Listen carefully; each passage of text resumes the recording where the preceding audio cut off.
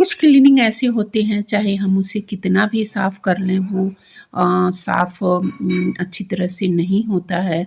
जैसे पूजा के बर्तन हो गए या किसी बॉटल के लेबल को हटाना हो गया या टोटी के आसपास के जो टाइल्स होते हैं उसके दाग जो होते हैं कभी-कभी वो साफ़ नहीं होते हैं।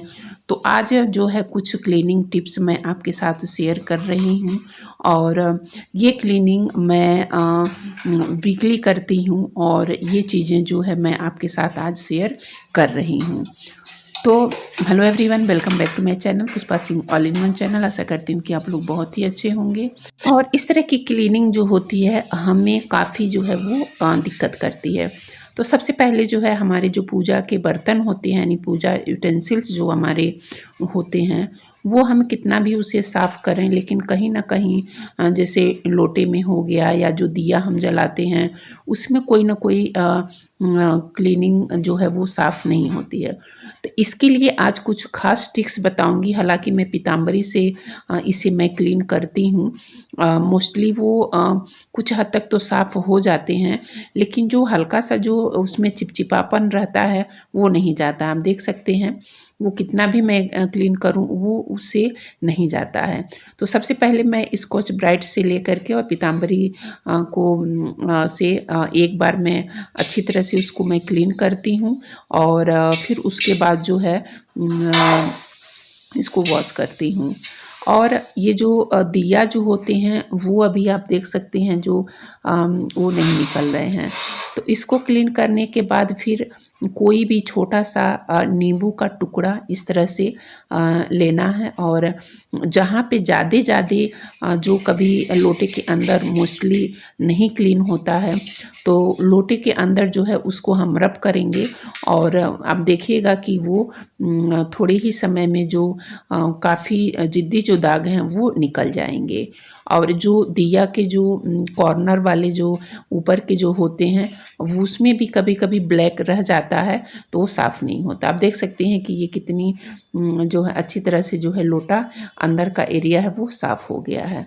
तो उसको स्कॉच ब्राइट से ही माँजें और उससे जो है बहुत ही आसानी से ये क्लीनिंग जो है वो हो जाती है। पहले मैं भी बहुत ही परेशान थी लेकिन ये आइडिया मैंने खुद एक्सपेरिमेंट किया और ये बहुत ही सक्सेसफुल रहा। और इससे भी अगर ज़्यादा गंदी है आपके जो पूजा के बर्तन हैं तो आप उसमें हल्का सा नमक डाल करके आप उसको साफ़ करिए, उससे भी हो जाएगा। तो जब गंदे हो जाते हैं जो नहीं निकलते हैं तो उसमें मैं नमक डाल के फिर नींबू रगड़ती हूँ, अच्छी तरह से सारी जो है वो गंदगी निकल जाती है। तो इस वजह से आप अपनी पूजा के बर्तन को क्लीन करिए, बहुत ही आपको जो है ये मिलेगा। और चैनल पे नए हैं तो प्लीज़ मेरे चैनल को ज़रूर सब्सक्राइब करिएगा इस तरह के कंटेंट को देखने के लिए और बेल आइकन ऑल पे प्रेस करिएगा ताकि जब भी मैं कोई वीडियो पब्लिश करूँ उसकी नोटिफिकेशन सबसे पहले आप तक जाए। तो यहाँ पे जो है वो सारी क्लीनिंग मैंने कर दिया है और तो देखिए बहुत ही अच्छी तरह से ये जो है मेरी पूजा के जो है बर्तन वो क्लीन हो गए हैं। लुक एट दिस, एकदम साफ़ हो गए हैं। तो ये जो लोटा है मैं सुबह में इससे जल देती हूँ और शाम में एक दिया मैं अंदर जलाती हूँ और एक दिया जो है वो मैं बाहर जलाती हूँ तुलसी जी में। तो ये दिया जो मुझे डेली ज़रूरत पड़ता है और मैं इसी तरह से जो है इसको वीकली एक बार इस तरह से क्लीन करती हूँ। उसके बाद जो है ये जो बॉटल के लेबल लगे रहते हैं जैसे ये सीसी के हो गए या जो शैम्पू हो गए, क्योंकि जो इस तरह की क्लीनिंग होती है वो कभी-कभी साफ़ होने के बाद भी चिपचिपा थोड़ा-सा रह जाता है। तो जो सीसी वाले जो भी लेबल होते हैं उसको गर्म पानी में हल्का-सा डाल के और घंटे 2 घंटे के लिए आप इसको रख दीजिए। ये आसानी से जो है हमारे लेबल जो है वो निकल जाएँगे। और जो ये शैम्पू की जो बॉटल है इसको भी क्लीन करना काफ़ी आसान है। इसमें भी मैंने हल्का-सा गुनगुना पानी डाला है और आधे घंटे के लिए मैं इसे छोड़ दूँगी। फिर उसके बाद जो इसके लेबल हैं वो आसानी से इस तरह से वो निकल जाएँगे। क्योंकि ये दोनों बोतल मुझे रीयूज़ करने हैं और नेक्स्ट वीडियो में मैं आपके साथ ये शेयर करूँगी कि ये दोनों बोतल मैं किस पर्पज़ से इसको यूज़ करूँगी। क्योंकि ये सब जो बॉटल होते हैं वो काफ़ी बेनिफिट होते हैं हमें अपने घर को ऑर्गेनाइज करने में और किसी भी चीज़ को इसको रखने में काफ़ी जो है वो होता है। तो ये आधे घंटे बाद मैंने इसको निकाला और आप देख सकते हैं कि कितनी अच्छी तरह से जो इसके ऊपर वाला जो लेबल है वो निकल गया है और जो चिपचिपा पदार्थ जो होता है वो भी अच्छे से इसमें वो निकल गई है। तो इस तरह से जो भी शैम्पू की जो बॉटल हुई उसके लेबल को आसानी से आप इस तरह से निकाल सकते हैं। और जो सीसी वाले जो लेबल के बॉटल होते हैं उसको आधा पौना घंटा उसको आप भिगो करके रखिए, आप फिर उसके बाद उसको आप क्लीन करिए, बहुत अच्छी तरह से ये क्लीन हो जाएगी। तो इस तरह से देख सकते हैं कि ये जो शैम्पू की बॉटल थी वो क्लीन हो गई है। उसके बाद जी ये जो सीसी की जो लेबल थे इसको भी मैंने अच्छी तरह से क्लीन कर दिया है, लेकिन बस हल्की सी चिपचिपी जो रह जाती है उसको हल्का सा ये विम से या विम जेल से जो भी आपके पास हो आप डाल के इसको क्लीन कर सकते हैं। तो बहुत ही अच्छी तरह से जो है ये क्लीन हो जाएगा। इसका मैं क्या रीयूज करूँगी मैं आपको अपने नेक्स्ट वीडियो में शेयर ज़रूर करूँगी। इस तरह से जो है मैं अपने कोई भी जो लेबल होते हैं मैं क्लीन करती हूँ और जो बर्तनों के लेबल लगे होते हैं वो यहाँ मैं इंड स्क्रीन दे रही हूँ, आप वहाँ से उसको देख लीजिएगा।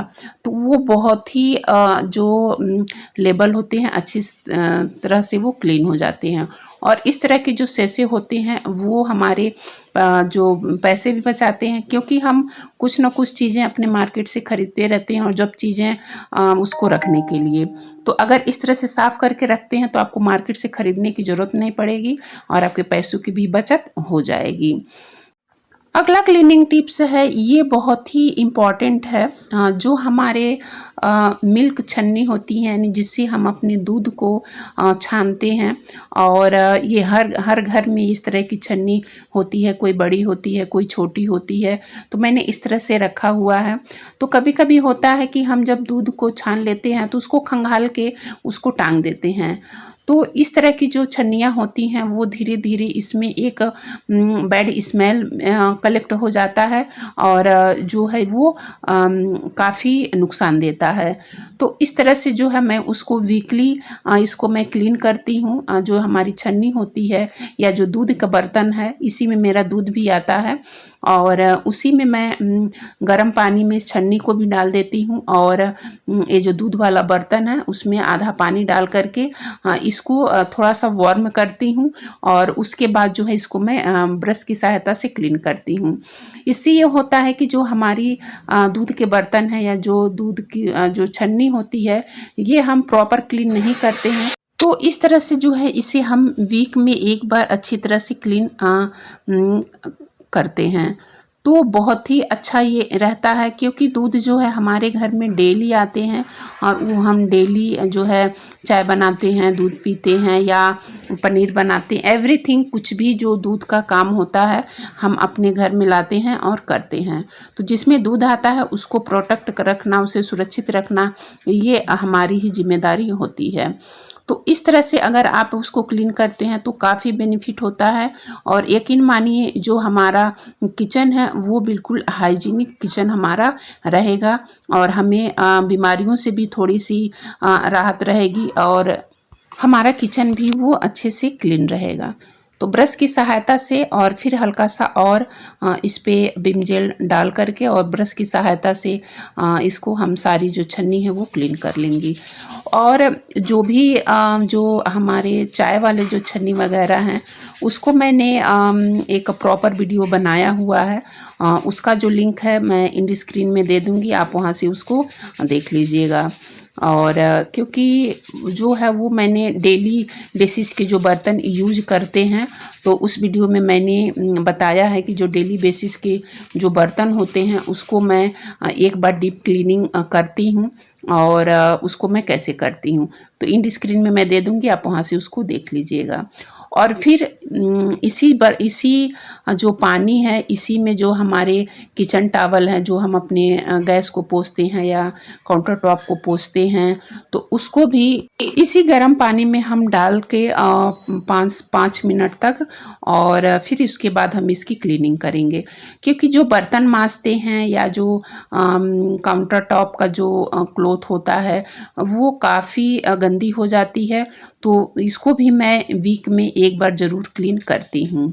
तो ऐसा करने से जो है हमारा टॉवल भी ज़्यादा गंदा नहीं होता है और हमें हाइजीनिक भी थोड़ी-सी प्रोटेक्ट मिलती है। तो इस तरह से जो है ये छन्नी लगभग क्लीन हो गई है, और आप देख सकते हैं कि कितनी अच्छी तरह से ये जो छन्नी है मेरी क्लीन हो गई है। और ये साइड में काफ़ी गंदी हो गई थी, तो यहाँ पे इस तरह से मैंने इसको लगा दिया है और आप देख सकते हैं। और फिर उसके बाद जो है वो गर्म पानी है वो हम सिंक में डाल देंगे। इससे जो है हमारा जो सिंक का ड्रेनेज है वो भी क्लीन हो जाएगा, और हमारा जो सिंक है, जो आसपास के एरिया हैं, जो भी छोटे मोटे इंसेक्ट या कीड़े मकोड़े रहते हैं, वो भी क्लीन हो जाएंगे। उसके बाद जो है ये जो भी जो स्कॉच ब्राइट वगैरह ये भी अच्छी तरह से क्लीन हो गए हैं, और सिंक भी आप देख सकते हैं कि कितनी अच्छी तरह से ये क्लीन हो गया। उसके बाद जो भी टॉवल वगैरह है उसको मैंने अच्छी तरह से इसको क्लीन किया, और ये साफ़ हो गया। तो इस तरह की जो क्लीनिंग होती है काफ़ी बेनिफिट होती है। आप भी इस तरह से जो है अपने किचन को क्लीन कर सकते हैं, और ये क्लीनिंग टिप्स आपके बहुत ही काम आएगा। तो इस तरह से जो है मैं अपनी किचन को वीक में एक बार इसे ज़रूर क्लीन करती हूँ। इस तरह से क्लीनिंग कौन-कौन करता है मुझे कमेंट बॉक्स में ज़रूर शेयर करिएगा, ताकि मुझे भी कुछ आप लोगों से आइडिया मिले। तो ये जो है सारी क्लीनिंग मैंने डन कर दी है, और ये आप देख सकते हैं जो सिंक के आसपास जो वाटर स्टोन जो जमे हैं सिंक के पास, तो उसको क्लीन करने के लिए मैं हल्का सा ये जो है हार्पिक का यूज़ करती हूँ। इससे जो है वो काफ़ी अच्छी तरह से ये क्लीन हो जाते हैं। तो इसको डाल के मैंने आधे घंटे के लिए छोड़ा, और उसके आसपास का जो एरिया होता है, जो टाइल्स वगैरह जो होते हैं, वो भी अच्छी तरह से इसे मैं क्लीन कर देती हूँ। तो बहुत ही अच्छी तरह से ये जो है इसकी क्लीनिंग हो जाती है इस हार्पिक से। और ये मैंने हार्पिक जो है वो मैंने फ्रेश लिया है, क्योंकि जब किचन का सामान आते हैं तो मैं एक्स्ट्रा ही सामान को मंगाती हूँ, और एक हार्पिक जो है मेरे किचन में इस तरह से रहता है। तो यहाँ का एरिया के लिए और सिंक के नीचे का जो ड्रेनेज एरिया है उसको भी मैं जो टाइल्स वगैरह है मैं इसी हार्पिक से क्लीन करती हूँ। तो इस तरह से जो है आप चाहें तो उसे अपने किचन में ऐड कर सकते हैं और उसकी क्लीनिंग कर सकते हैं। तो ये जो है क्लीनिंग, फिर ये स्टील का जो स्क्रब है उससे आसपास के जो एरिया है जो स्टोन जमे हैं उसको क्लीन मैंने किया है, और ये बहुत ही अच्छी तरह से क्लीन हो जाते हैं। लेकिन ध्यान यही रखना है कि जो आपके जो स्टील की एरिया है उस पे हार्पिक ना पड़े, नहीं तो जो है आपका स्टील जो भी टोटी है या सिंक है वो काला पड़ जाएगा। तो इस चीज़ का विशेष ध्यान रखिए कि स्टील की चीज़ों पे हार्पिक कभी ना पड़े, और अदरवाइज जो है टाइल्स के लिए, मार्बल के लिए वो बेस्ट क्लीनर है। तो इस तरह से जो है ये अच्छी तरह से क्लीन हो गया। और ऊपर का भी जो एरिया है ये जो आप देख सकते हैं, यहाँ पे मैं इस तरह से जो अपनी क्लीनिंग प्रोडक्ट को रखती हूँ, और ये छोटा सा एक पॉट मेरे किचन में रहते हैं, और ये अभी थोड़े कम सर्वाइव किए हैं, लेकिन ठीक है, क्योंकि जो ठंडी में है वो पौधे थोड़ा सर्वाइव कम करते हैं और समर में काफ़ी ग्रोथ करते हैं। तो इस तरह से जो है मैंने आपको क्लीनिंग टिप्स और वीकली क्लीनिंग टिप्स शेयर किए हैं, और जितने भी आइडिया शेयर किए हैं वो एकदम एक्चुअल में वर्क करते हैं। आप इसे ज़रूर अप्लाई करिए, और हमें अपने राय मुझे कमेंट बॉक्स में ज़रूर दीजिए। तो बहुत ही अच्छा लगता है। पिछली वीडियो में एक हैं जो उन्होंने शेयर किया है, मुझे काफ़ी अच्छा लगा अपनी राय, और उनकी इसके कमेंट के लिए उनका बहुत बहुत धन्यवाद। तो फिर मिलती हूँ अगले वीडियो में।